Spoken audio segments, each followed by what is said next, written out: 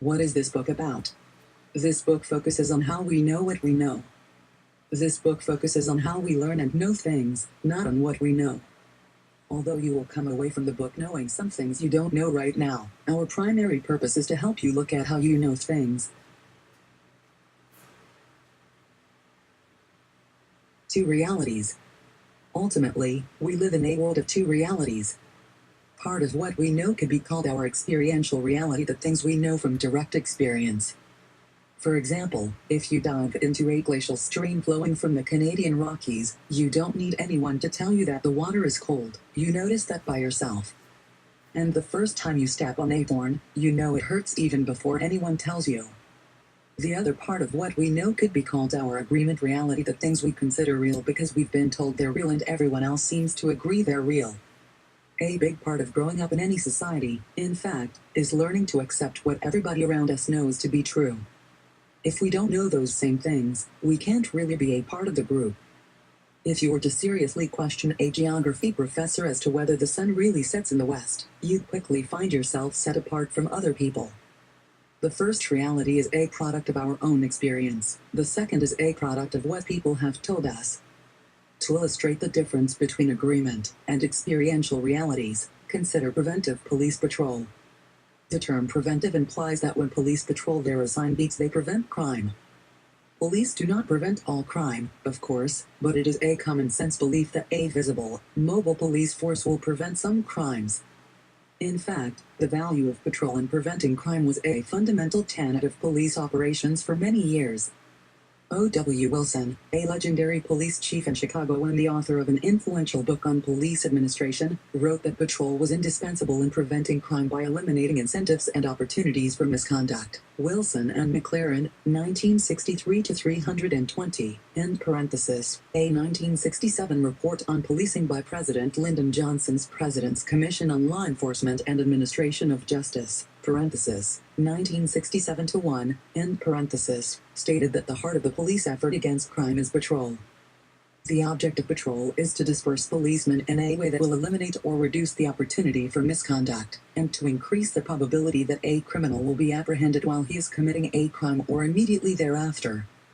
7 years later, the Police Foundation, a private research organization, published results from an experimental study that presented a dramatic challenge to conventional wisdom.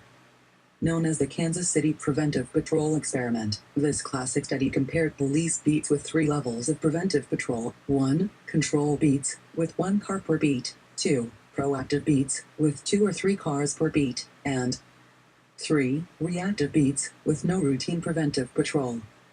After almost 1 year, researchers examined data from the 3 types of beats and found no differences in crime rates, citizen satisfaction with police, fear of crime, or other measures of police performance. Kelling and others, 1974, end parenthesis. Researchers and law enforcement professionals alike were surprised by these findings.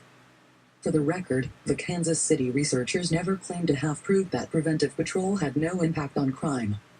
Instead, they argued that police should work more closely with community members, and that routine patrol might be more effective if combined with other strategies that use police resources in a more thoughtful way. Subsequent research has supported that last statement. An experimental study of foot patrol in Philadelphia found that assigning foot patrol officers based on analytically identified hotspots of crime produced a 23% reduction in violent crime after 12 weeks. Ratcliffe and others, 2011, end parenthesis. Additional studies conducted in the 1970s cast doubt on other fundamental assumptions about police practices. A quick response to crime reports made no difference in arrests, according to a research study in Kansas City, Vankirk, 1977, end parenthesis, and criminal investigation by police detectives rarely resulted in an arrest, Greenwood, 1975, end parenthesis. We do not attack routine law enforcement practices in mentioning these examples. Rather, we want to show that systematic research on policing has illustrated how traditional beliefs, agreement reality, can be misleading. Simply increasing the number of police officers on patrol does not reduce crime, because police patrol often lacks direction. Faster response time to calls for police assistance does not increase arrests, because there is often a long delay between the time when a crime occurs and when it is reported to police. Clever detective work seldom solves crimes. Investigators get most of their information from reports prepared by patrol officers, who, in turn, get their information from victims and witnesses. These early studies informed more recent research that examines how sorting cases into solvability categories can improve investigations and lead to more arrests. Robb and others 2011, end parenthesis, traditional beliefs about patrol effectiveness, response time, and detective work are examples of agreement reality. In contrast, the research projects that produced alternative views about each law enforcement practice represent experiential reality. These studies are examples of empirical Chapter 1. Research, the production of knowledge based on experience or observation. In each case, researchers conducted studies of police practices and based their conclusions on observations and experience. Empirical research is a way of learning about crime and criminal justice. Explaining how to conduct empirical research is the purpose of this book.